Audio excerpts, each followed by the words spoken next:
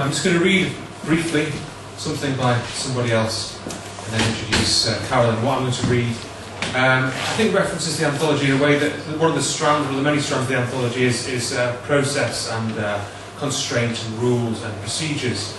And I'm going to read, I suppose, what you call procedural text. It's an extract from La Dispersion by Georges Perec, which was written in French entirely without the letter E. So the letter E does not feature anywhere in here. And was translated into English by Gilbert Dare as avoid, and also doesn't feature the letter E. So I'm going to read a very short part from chapter 1.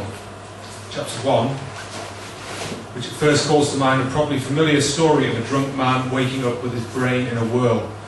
Incurably insomniac, Anton Val turns on the light. According to his watch, it's only 12:20. With a loud and languorous sigh, Val sits up, stuffs a pillow at his back, draws his quilt up around his chin, picks up his whodunit and idly scans a paragraph or two, but, judging its plot impossibly difficult to follow in its condition, its vocabulary too whimsically multisyllabic for comfort, throws it away in disgust. Padding into his bathroom, Val dabs at his brow and throat with a damp cloth. It's a soft, warm night and his blood is racing through his body. An indistinct murmur wafts up to his third floor flat. Far off, a church clock starts chiming, a chiming as mournful as a last post, as an air raid alarm, as an SOS signal from a sinking ship, and in his own vicinity, a faint lapping sound informs him that a small craft is at that instant navigating a narrow canal. Crawling across his windowsill is a tiny animal, indigo and saffron in colour, not a cockroach, not a blowfly, but a kind of wasp, laboriously dragging a sugar crumb along with it. Hoping to crush it with a casual blow, Val lifts up his right hand, but it abruptly flaps its wings, flying off without giving its assailant an opportunity to do it any harm.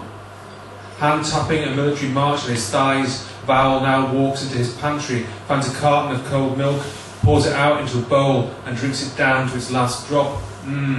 How scrumptious is the milk at midnight. Now, for a cosy armchair, a Figaro's looker and a good Havana cigar, notwithstanding that its rich and smoky flavour is bound to sit oddly in his mouth with that of milk.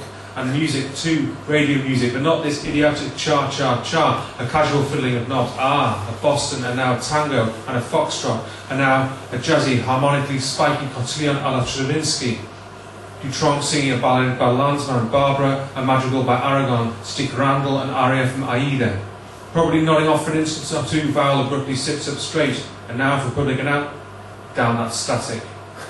Val starts twiddling knobs again until his transistor radio booms out with clarity, but no particular significant communication is forthcoming. In Valparaiso, an inauguration of a viaduct kills 25. In Zurich, a Cambodian diplomat has it on good authority that Norodom Sihanouk is not planning to visit Richard Nixon in Washington. In Paris, Pompidou puts forward a non-partisan proposal for improving conditions in industry, but a majority of unionists outflank him with a radical and frankly Marxist social contract.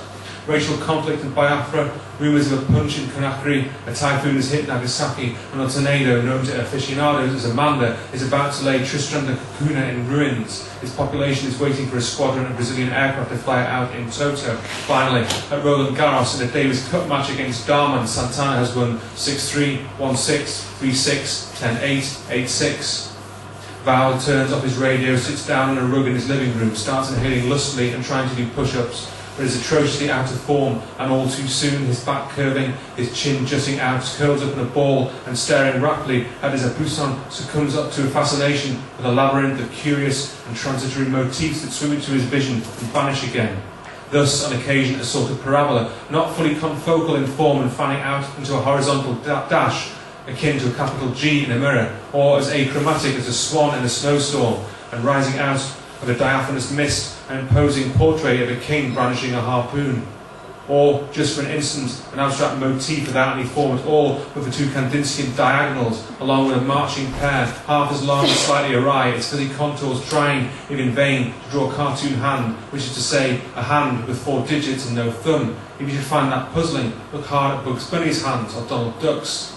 Or again, abruptly surfacing, and just as abruptly fading, a wasp humming about with, on its inky black thorax, a triangular rash of chalky markings. Thank you.